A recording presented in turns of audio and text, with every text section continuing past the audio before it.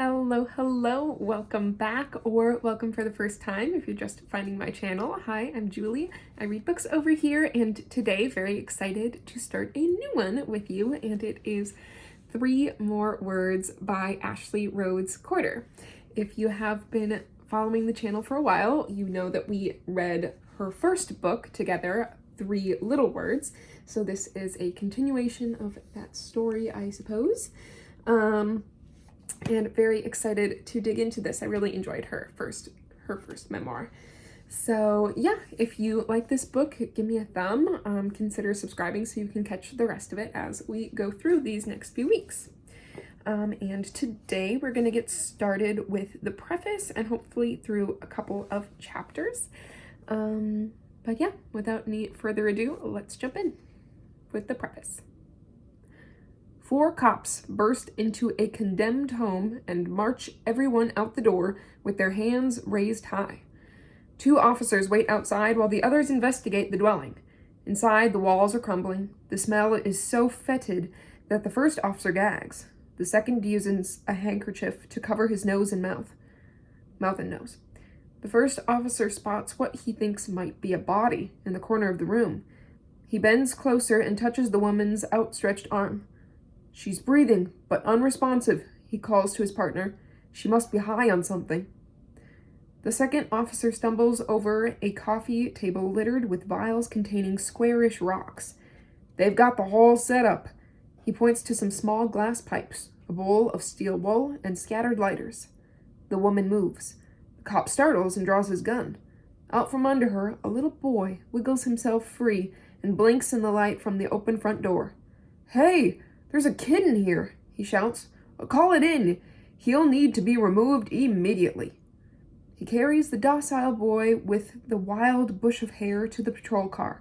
The child is clutching a bottle of souring milk and a filthy baby blanket with a silken edge that he has worn into tatters. His sodden diaper droops to his knees.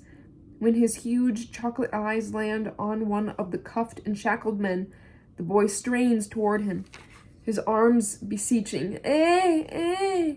The boy says without the language to identify what he wants. Although neither my husband nor I know it yet, in a few hours, this same little boy will be in our foster home.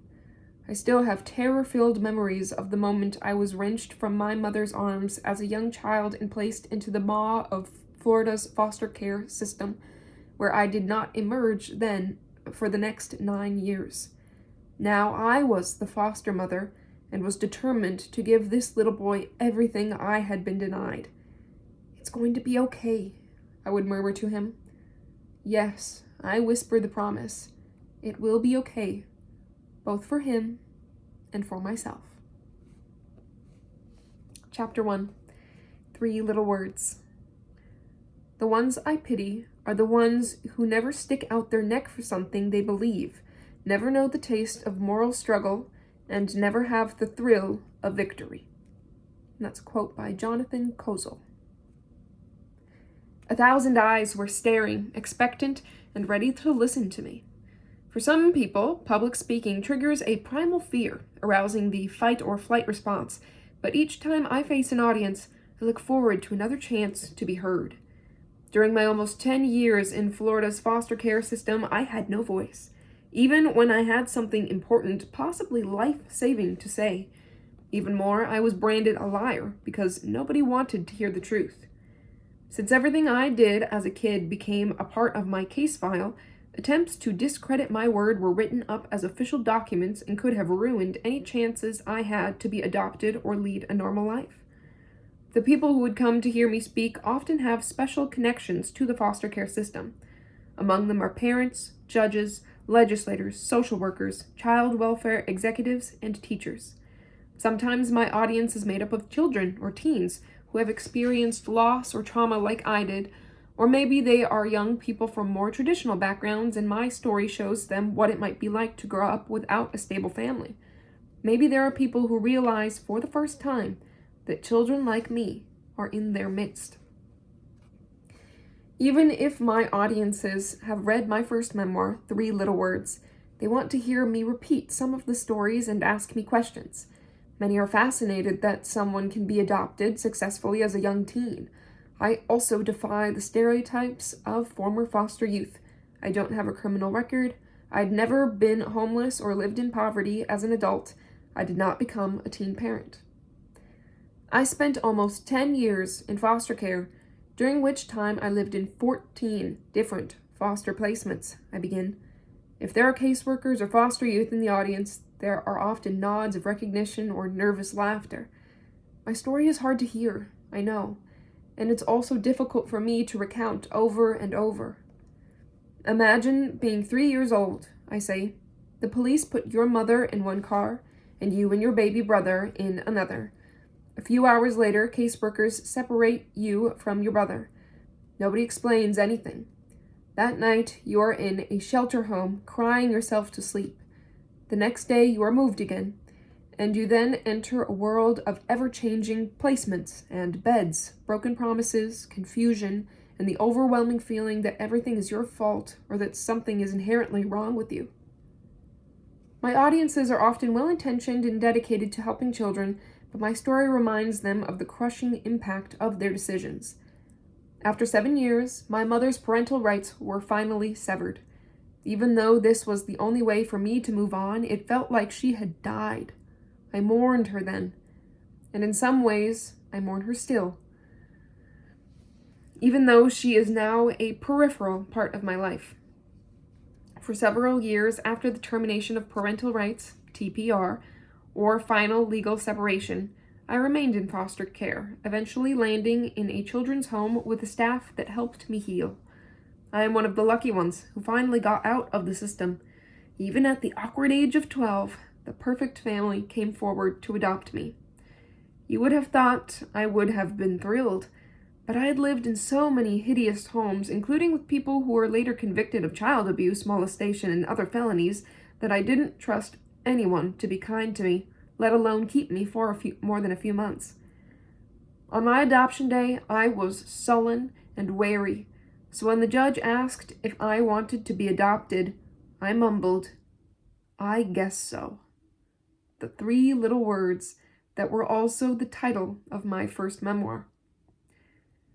Yet none of the assumptions I made that day turned out to be true. Our family now laughs about the tug of war as they tried to welcome me into their fold, while I pulled back with all my might. For years, I couldn't admit, even to myself, that I had left an ember burning in my heart for my biological mother, the person who had smothered me with kisses and called me affectionate names when she showed up for the infrequent visits social services arranged. My new life with Phil and Gay Quarter seemed too good to be true. I had my own room and could have slumber parties. There were no locks on the cabinets or refrigerator. I always had someone to help me with my homework, and they were interested in whatever was happening in my life. I worried that one day they would discover I wasn't perfect and would send me back. To speed the process, I found ways to make my new parents quarrel with each other and lied indiscriminately to keep them guessing. I tried pushing every button I had. I was admonished, but they did not reject me. This part of my speech always gets resounding applause. Not for me, but for my adoptive parents. I've told my story many times, and still the shame of my antics never fades. It's all part of my life. I don't like thinking of a time when I was cruel or withholding to someone who was trying to love me, especially after having been on the other side of the equation while I was growing up. But my honest admissions illustrate a crucial point for me. I had no blueprint for healthy relationships. I had no maps or role models. I had to learn on my own that love means forgiveness at many levels. I began to trust in baby steps. When I felt accepted, no matter what I did, I started to attach. That attachment led to love. I had been giving different versions of this speech since I was 14. But on this occasion, my memorized patter sounded hollow. I wondered if anyone sensed that I felt as though I was standing on a precipice with a few pebbles of loose gravel beginning to fall with faint pings down into a valley so deep that I had no idea where they were landing. I have been to the edge many times before, not knowing if I would finally return home to my mother or be shuffled to yet another temporary home run by people who were paid to house and feed me. This time, it was the summer after my senior year of high school, and I was about to voluntarily leave my first real sanctuary for college. All my friends were more than ready to get out from parental control, but my adoptive home was my first real refuge, and I hadn't really been there that long. I continued to speak, my mind swirling with the paradox of sounding secure while trying to navigate my way through new complications with boyfriends and my birth family. I took a deep breath. Audiences like to feel closure and hear a happy ending, but the reality was that my story was evolving every day. I'm thankful to the parents and professionals who dedicate their time to helping young people, especially those who assisted me during critical times. Without strong advocates, so many more would fall through the cracks with no one to speak for us. The audience rose to their feet, clapping. As the sound melted away, the chattering began. The little questions, the small talk, the compliments, and my responses made me seem like I had it all together. If only they knew how nervous I was to be going away to college, or that my biological mother had just emerged from the shadows. My birth mother, Lorraine, once asked my adoptive mother, "When will Ashley get over it?" It refers to everything and anything she did or did not do for me. Lorraine saw the past as a door that could be closed. I felt she wanted to pretend we were distant relatives who had just gotten to know each other for the first time and not have to acknowledge all the ways she broke my heart as a child or all that I endured because of her actions. The dispensation she seeks is not mine to give. I was the baby, the toddler, the frightened little girl who yearned for her mother and believed her when she told me she would return. She said everything would be all right sometime, somehow, soon. Soon turned into a very long time, and all right was far different than either of us ever imagined. I spoke with Lorraine for the first time in 5 years when I was 13 years old and had been living with the Courters for 2 years. Everyone assumes that after being moved 14 times, adoption meant that the sun shone golden rays, a double rainbow appeared, and that I opened a magical door into a fairy tale future. Not only did I distrust Phil and Gay, I had also been wrongly told that adoption meant I would never be able to see my birth mother again. There was a part of me that resented my adoption for taking her away from me, even though she'd never really been there for me in the first place. So it came as a surprise when Gay said, "We have no objection to you communicating with Lorraine."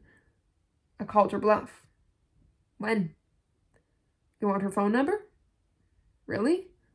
She handed me the phone.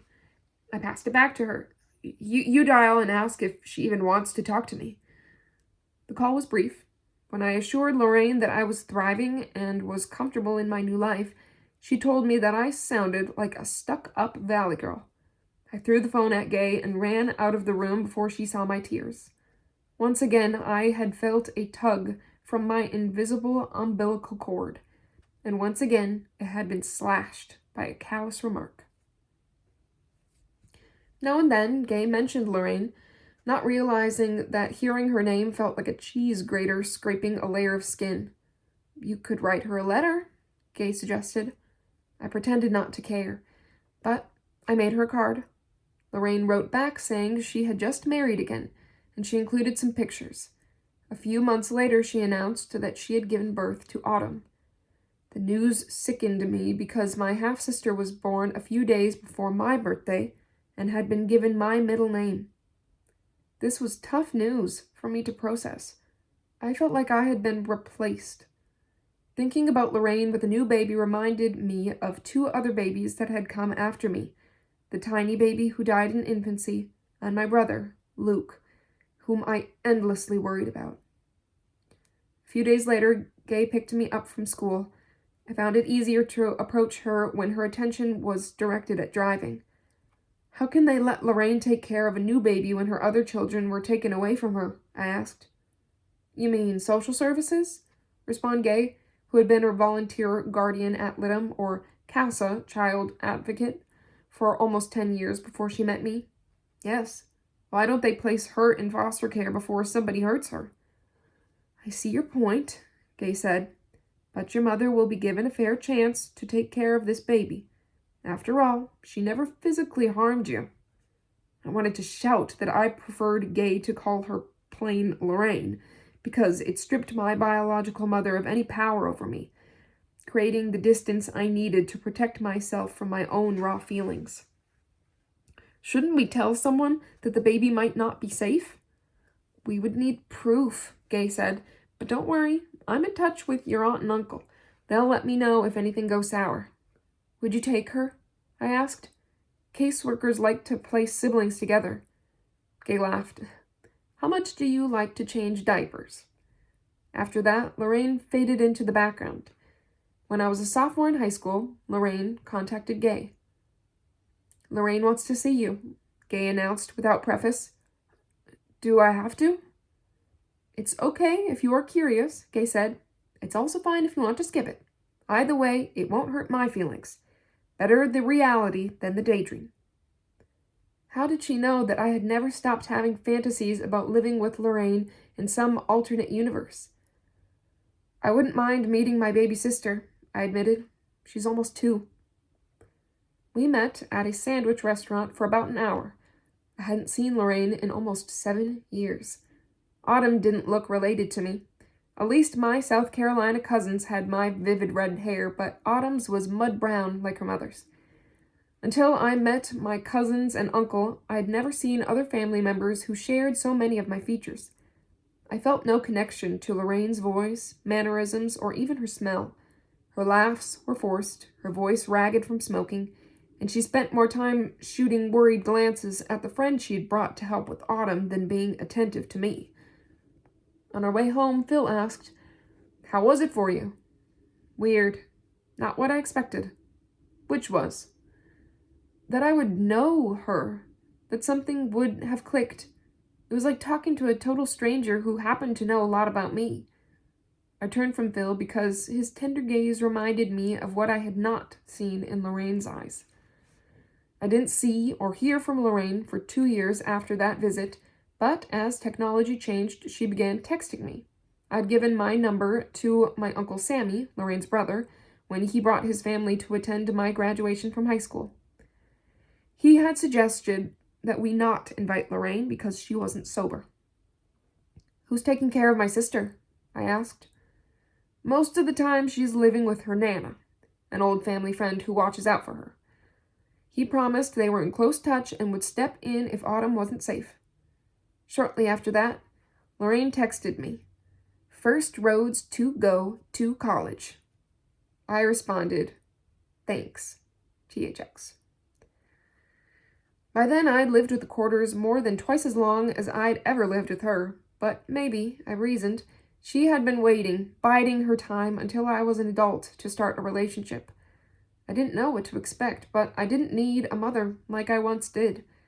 The space in my heart I had once desperately wanted her to fill was by then brimming with the love and support of the Courters. I had a stable home and parents and adoptive brothers, Blake and Josh, who loved me and looked out for me. It was difficult to figure out how Lorraine would fit into my life, and easy to imagine all the ways she wouldn't. That's the end of chapter 1. Chapter 2, The Fishbowl. I am not afraid of storms, for I am learning to sail my ship. And that's a quote or passage from Aeschylus. Ashley, you are college material, my children's home counselor used to say. Before I landed there, I had changed schools at least twice, a year due to my frequent moves. Each time I entered a new classroom, I was determined to defy the stereotype of a problem foster child. Teachers also protected me. When I lived in the abusive Moss foster home, teachers called the authorities. Most of those investigations were dropped because the other children were too scared to corroborate, and eventually I was removed for being a troublemaker.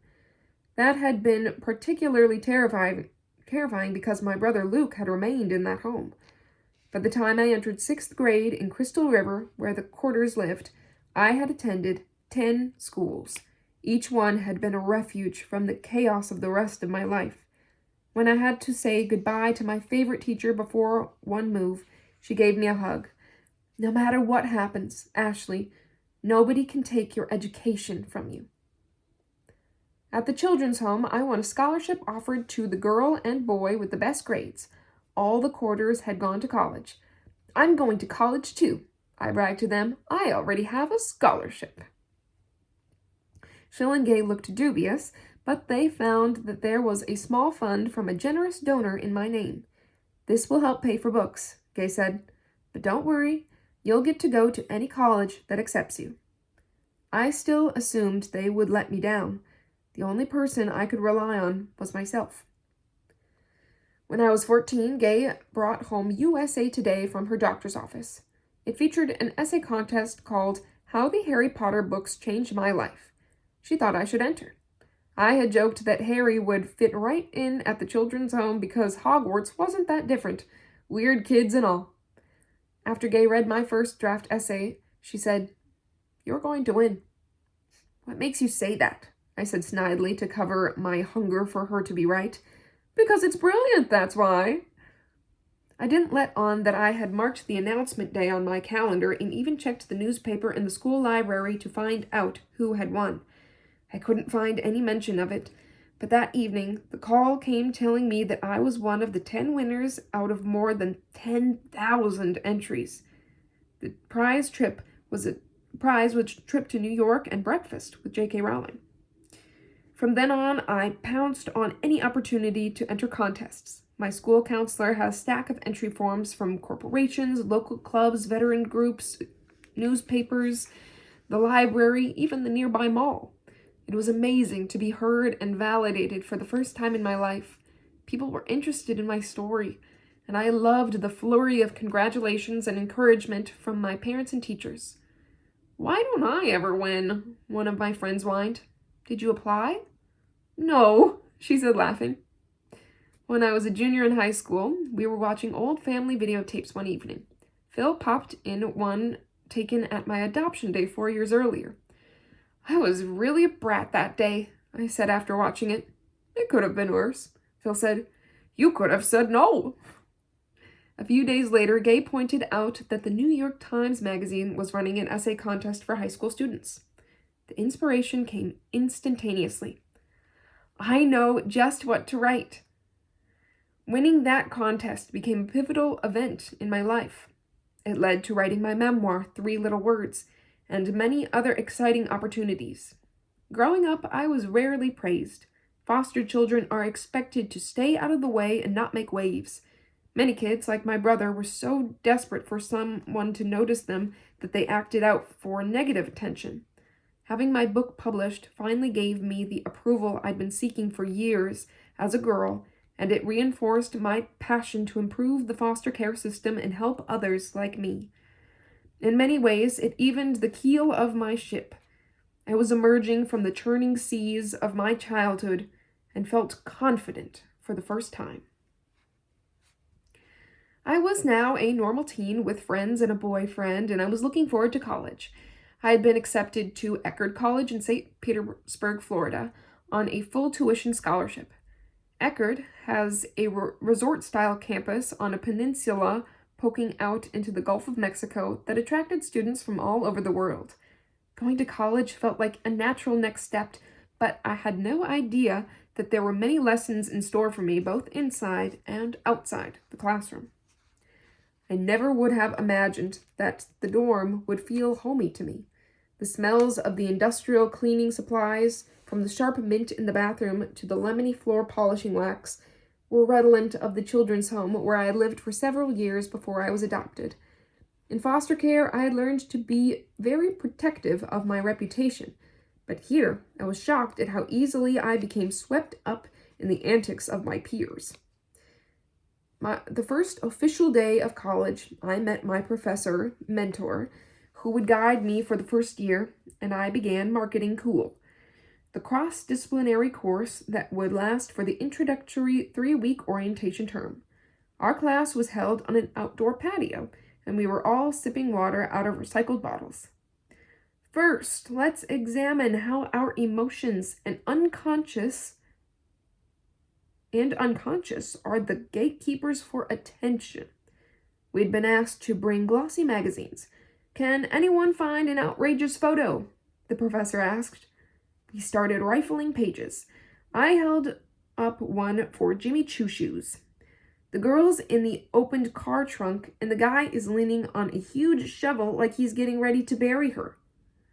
Why use death or violent images toward women to sell expensive shoes? The professor asked. The discussion ricocheted around the class. So this was college, I thought jubilantly. We were taking only one class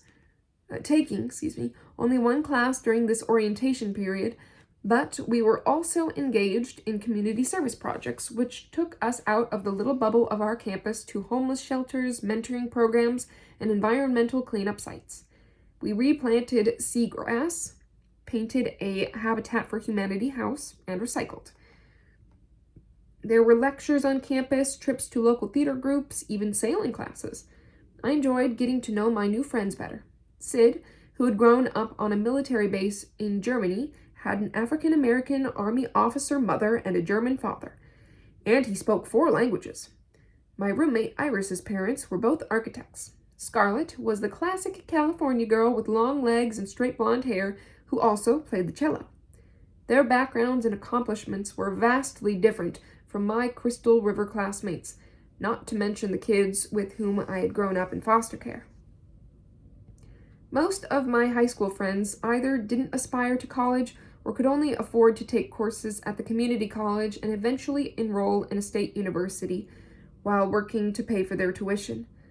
I thought it ironic that I would be one of the few in my graduating class to be going to a 4-year private college. The odds were even worse for foster children. Since most of my foster friends were never adopted, they had few prospects. Many kids who turned 18 and age out of the foster care system become homeless. Others become teen parents, turn to drugs, are incarcerated, or worse. Without the crucial advantage of a stable family or support system, succeeding in college is often impossible. One caution my parents had given me before going to Eckerd College was that I had a lot of local friends and ties in St. Petersburg. Gay and Phil wanted to be sure I immersed myself in college life and spent my time forming new relationships and experiences on rather than off campus. Gay even gave me a long lecture about dating a variety of guys. In high school, my friend Nikki and I loved going to concerts that featured regional bands, so we often traveled to St. Petersburg, which has a thriving arts and music scene. Nikki started hanging around a group called Fat Aggression and flirting with Ian Smith, the bass player. During one set, Nikki said breathlessly, "Don't you think he's awesome?" "He's really cool," I said to be nice. "Who's the guy on guitar?" "What's it with you and guitars?" Nikki laughed because my boyfriend Gavin played lead guitar and sung in another band. "That's Ian's brother, Eric." I caught Eric looking toward us, but he glanced away as if he had been caught doing something he shouldn't. After the show, Nikki and I were invited back to the Smith brothers' home. Once we arrived, I sank into the corner of a living room sofa that was missing the middle cushion. A guy who I recognized as the band's lead singer said, "Don't believe whatever Nikki has told you about us." "Yeah, we're not fat and we're not aggressive," the drummer chimed in. Oof. When I didn't laugh, the drummer asked, "How you feeling okay?" "Just a headache." "Must have been my fault," the drummer said, though it took me a few seconds to get the joke. "Want one of these?" He held up an old English beer. "I'm driving."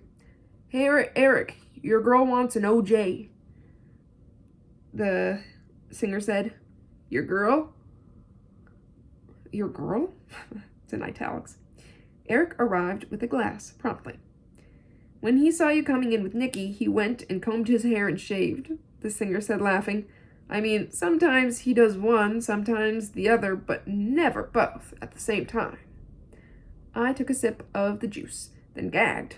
How many years has that OJ been in the fridge? The singer asked. Sorry, Eric mumbled. I'll find you something else. Feeling sick, I hurried to find the bathroom. A few splashes of cold water helped revive me. I looked into the smeary bathroom mirror. My hair, unruly at the best of times, now tumbled around my face. I fished a barrette out of my pocket and pinned it back. Sighing, I returned to the party, wondering how soon I could pry Nikki away. Eric was waiting for me. I think the OJ's sell-by date was pre-Civil War. I cracked a smile. Can I get you a soda? I have a secret stash in my room. He brought me a Coke. I didn't know if you preferred diet. He spoke as though he had rehearsed the line. Not that you need diet. I mean, you know diet has a lot of chemicals. He blushed and turned away slightly. An old-fashioned word crossed my mind. Bashful. Still, something seemed to pull his glance back to me. I stared into his gentle hazel eyes and felt a connection to a sweet, secret soul. In the car, Nikki said, Eric's insanely crazy about you. He just met me. Don't worry. He wouldn't blow you off all the time like Gavin does. Thanks a lot, I said, and unexpectedly started to cry. I had fallen hard for Gavin Parnell when we met at one of his shows. After that, he asked me to most events, so I assumed there weren't other girls. We maintained a long-distance relationship for almost a year. He was on the road often with his band, but I was completely smitten. A few weeks after I met Eric, Nikki and I were excited about a battle of the bands that was taking place in Tampa. When we arrived, I headed to the stage where Gavin was playing. Fawning girls surrounded him. I waited for him to notice me. Hey, where have you been? He pulled me toward him and gave me a light kiss on the forehead. That small gesture should have made my place in his life clear to the interlopers, but one of them, a girl with black hair that looked like it had been painted with shoe polish and an outfit that was more lingerie than street clothes, curved her high-heeled boots around his calf. We're going to Ybor tonight, right? She cooed.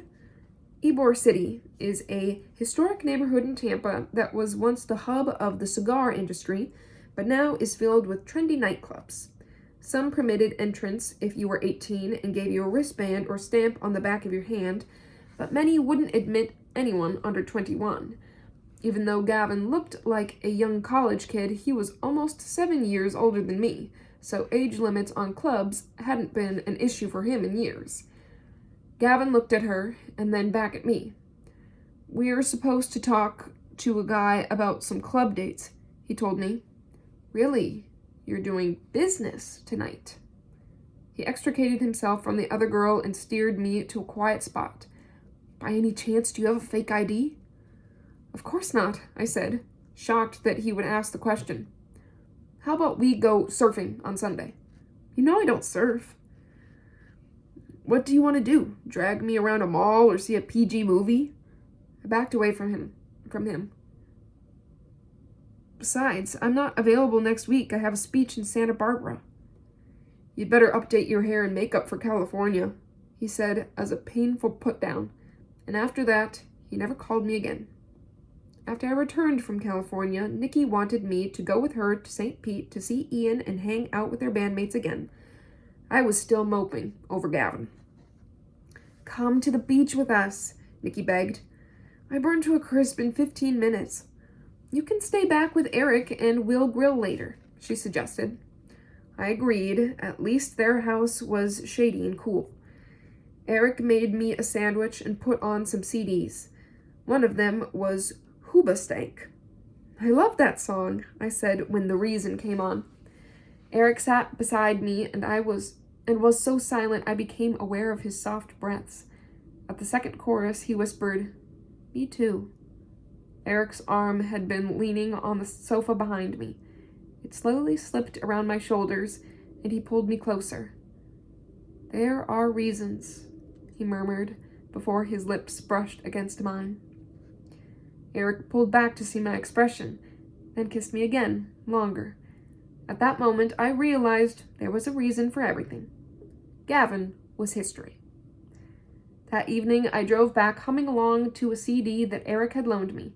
For the rest of that summer before college, Eric and I saw each other every week and spent hours on the phone chatting. But I wasn't sure if I liked him as much as he liked me. Finally, just before I moved into the dorm, I had the talk many couples have before one of them goes away to college. I told Eric that he should feel free to see other people. May I still call you? Sure. We don't have to be strangers, but we're not going to be together either. Okay, I guess. He had the good sense to know that if he wanted to see me, he had to let me go.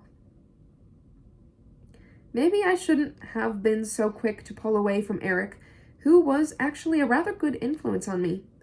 Being in college, I was so eager to fit in, and I was overwhelmed with my new sense of freedom and adventure. My usually cautious, introverted personality was replaced by a social butterfly that I sometimes didn't recognize. As it turned out, many of my new college friends went to Ybor to party as well. I had wanted to see what these places were like ever since I had been with Gavin. I remembered feeling left out because I wasn't old enough to go to clubs where he played, or if I could get in, I felt out of place as his friends ordered drinks when I couldn't. One Friday night, a group of us carpooled to a club that admitted 18 and over. When we got to the second floor of the trendy, refurbished warehouse, Scarlett and I ordered Cokes, and her boyfriend Carter asked for a beer. He was carded and then was served. Let me see. I reached for his ID. Is that, Noon? A senior who lives off campus makes them, he said. Scarlett and I glanced at each other, and I knew she wanted one too. Maybe if I had had one when I dated Gavin, things would have been different. I wasn't about to alienate myself from friends or feel left out again, so I ordered one. Unfortunately, I had forgotten one of the first lessons I had learned at the children's home. On a small campus, it is impossible to remain anonymous. Even worse, it is more like living in a fishbowl with the curve of the glass magnifying your comings and goings. Someone knows if you did not sleep in your bed, and someone else knows where you slept. Someone will see you at a bar or club. Someone saw you smoking a joint, and with whom.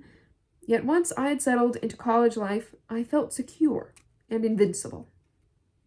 I was walking across campus when the assistant dean waved me over. I hurried to where she stood under a covered walkway. I had just applied to be a resident advisor the following year, and because she was in charge of the program, I assumed she was going to tell me something about the process. Ms. Rhodes-Courter, she said in a clipped voice, please turn in your fake ID. She stared and gave an impatient grunt. I leaned against a pillar, and in a mix of panic and shock, I did what she asked. I only use it to get into dance clubs, I said in a tremulous voice. Ashley, she said more gently, as far as the school is concerned, this is an internal matter. I guess I won't qualify to be an RA. On the contrary, you can impart the consequences of this sort of foolishness to your freshmen. Stupid, stupid, stupid, I muttered to myself as I hurried back to my dorm. Drinking was an unimportant part of my life. I didn't like the taste, didn't crave it, and instead of helping me relax and enjoy myself more, it usually made me feel sleepy or sick. I had risked my reputation for something I didn't even care about just to feel a part of the crowd. I thought I had dodged a bullet, but I had to then face another round of consequences, this time on the home front. All right, we're on page 21 at the page break. Mother's Day was more important to me than it was to Gay, who scoffed at Hallmark holidays. I loved honoring her as my true mother and planned to go home that weekend to be with her. I was already on the road when she called me. Do you know anyone named D.A. Warner?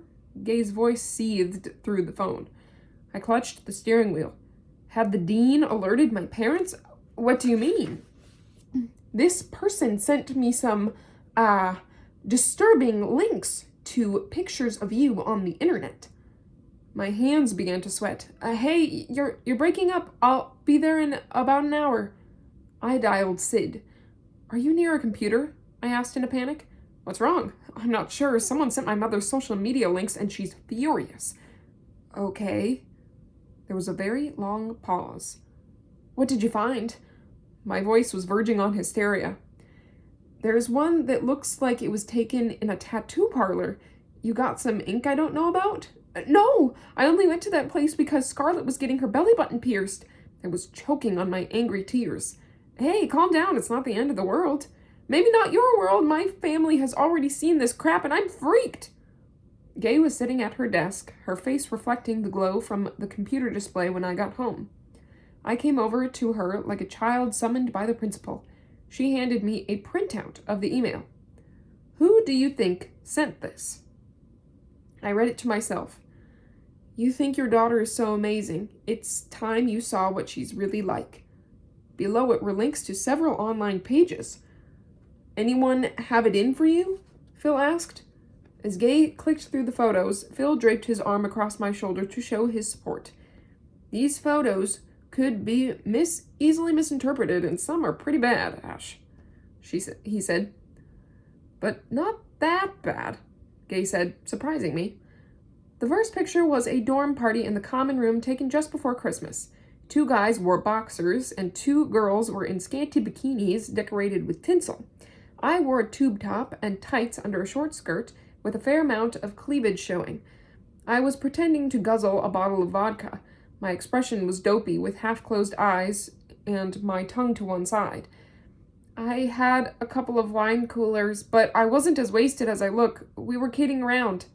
Yeah, Gay said softly at first. College kids party, no big deal.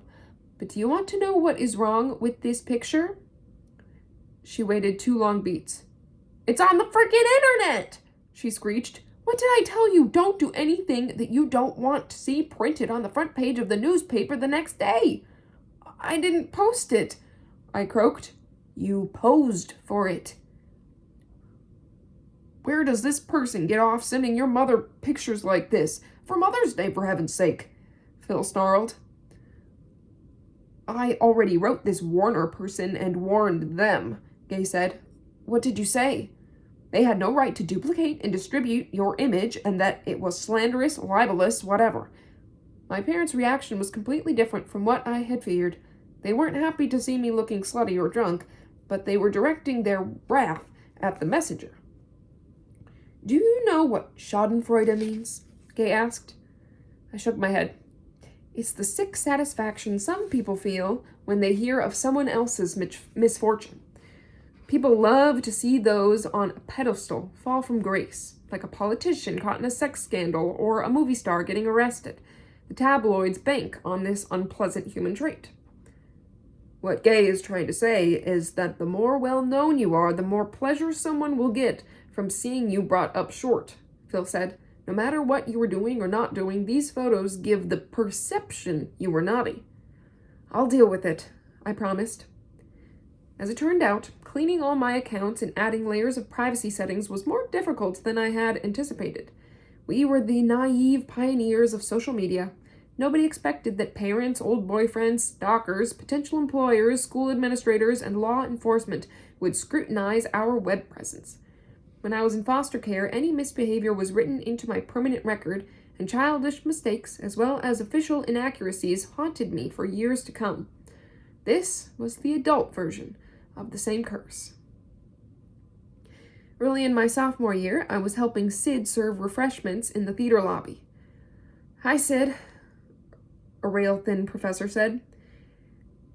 This is Professor Wydell, Sid said. I'm in his religious philosophy class. What are you doing for winter term? He asked Sid. Eckerd closes the campus in January for winter term, which is an intensive study of one subject or community service, including college-sponsored courses worldwide. My parents want me to do a project near our home in Germany. What about you? The professor stared at me with electric blue eyes. I'm leading the one in South Africa. I'd love to go. We'd love to have you, the professor said so warmly that I assumed my reputation wasn't as bad as I thought. During the second semester of my freshman year, I had joined the women's rugby team. I knew from the first scrum that I had found my sport. Running, tackling, and grabbing the ball were outlets for any pent-up frustrations or annoyances, even ancient angers that lingered in my bones. I gained respect for being both fast and tough, and was nicknamed Chainsaw for my fierce tackling. The quarters came to the first match of my sophomore year, and Phil filmed my game-winning try. Running toward the ball, I turned one direction and my knee went another. My leg buckled under me. I had to be carried off the pitch, and the searing pain did not subside despite icing. I had torn my ACL and needed replacement surgery. "But I'm going to South Africa in January," I complained to the surgeon. The doctor consulted his calendar. "If I operate within the next 2 weeks, you can get your rehab done over the holidays and go on the trip, as long as you promise not to go out for one of the rugby teams over there." After the surgery, Phil and Gay took turns nursing me. My leg was wrapped with a clumsy apparatus that pumped cool water around my knee to prevent swelling. It had to be refilled with ice every few hours. The second day I was home, Eric showed up unannounced. I was camped out on the living room sofa because I couldn't make it upstairs to my room. I opened my eyes and tried to focus, but his features broke into fragments, then reformed in the light glinting off the bay. I started to sweat. Eric brought me a wet washcloth and wiped my face. "Here, drink some ginger ale," he said, guiding the cup to my lips. That night, he slept on the other side of the U-shaped couch and got up to refill the ice compartment. The next day, he said, "I'll take care of Ashley and St. Pete." "That's a lot for you to take on," Gay said. "She should stay here for a few more days." "I have to get back to class," I insisted. "He can stay in my dorm room." One benefit of being an RA is that you get a private room, and mine had a comfy thrift store couch. My residents brought me food from the caf, but Eric added fresh ice through the night and rearranged pillows when I moaned. Getting around on crutches was harder than I expected, but nobody minded when I stumbled into class a few minutes late. I was taking extra courses because I had decided to major in both theater and communications, and had added 2 minors in psychology as well as political science and couldn't afford to get behind. Immediately after New Year's, my doctor cleared me for the trip to Africa. By the time we arrived in the hospital in the observatory section of in the observatory section of Cape Town, my knee was throbbing from being in the cramped airline seat for more than 24 hours. I had also slept through breakfast on the plane, and when I got to the hostel, I was starving and bought a hot dog from a street vendor. I woke in the middle of the night with stabbing stomach pains and started retching in the sink. Professor Wydell checked in on me when I missed the orientation meeting. "Take it easy on the booze. I know it is legal for you to drink here, but obviously you're not used to it." "I have food poisoning." That's one way of describing it. Perhaps some other students had already gotten drunk, but the strongest beverage I'd had so far had been a Coke. I dragged myself to the hostel's common room for the next lecture, which was a short course on the history of South Africa. The next day, we were to start the volunteer portion of the program, but the bus never arrived, so we were on our own. There wasn't much to do where we were in the observatory section of town except to go to restaurants or bars. The closest place was an English-speaking bar patronized by students from all over the world. When I first hobbled in, the waiter sat me in a booth where I could rest my leg. "How'd you manage that?" he asked when he saw the still livid scar. "Rugby." "Bring this one a springbok on the house," he said. I took a sip. It was minty and tasty. Best of all, I wasn't breaking a law by drinking. That afternoon, I had several springboks. The first relaxed me, the second masked my knee pain, and by the third, I was finally having a marvelous time. I stumbled back to the hostel, but I don't remember much more than the ceiling spinning when I lay down and not waking up until morning. The next day, we began our service projects, and the final week we toured Table Mountain, the Cape of Good Hope, Robben Island, and the seal and penguin colonies. The group even took a wine tasting tour. Wherever we went, I ordered a springbok or 2 to help ease the pain of walking. Except for my sickness, I enjoyed the trip and received full credit. A few months later, I exited the campus post office and saw Professor Wydell and a student soliciting donations to send mosquito nets to malarial villages. He waved me over. "Want to contribute?" I paused a bit too long. The professor hissed. Actually, if you donated half as much as you spent on your bar tab, we could outfit a whole village. I reeled. Since the trip, I hadn't had a single alcoholic beverage. I was angry that he was so mean-spirited and worried that someone might have overheard the nasty remark. I made a quick donation, then turned and walked to the far side of the campus with my face burning in a combination of rage and embarrassment. Why did I have to keep learning some lessons over and over? Apparently, once you blow your reputation, it is almost impossible to restore it. Professor Wydell thought I had been wasted, even though I'd had food poisoning. When he later saw me drunk on the Springboks, his suspicions were confirmed. He had moved his mental index card on me from dependable to unreliable, or maybe something worse. Someday, I hoped to change his mind. And that's the end of chapter 2, and also where we will end this first section. Thank you for joining me for the first section of 3 More Words, and I will catch you next time. Bye.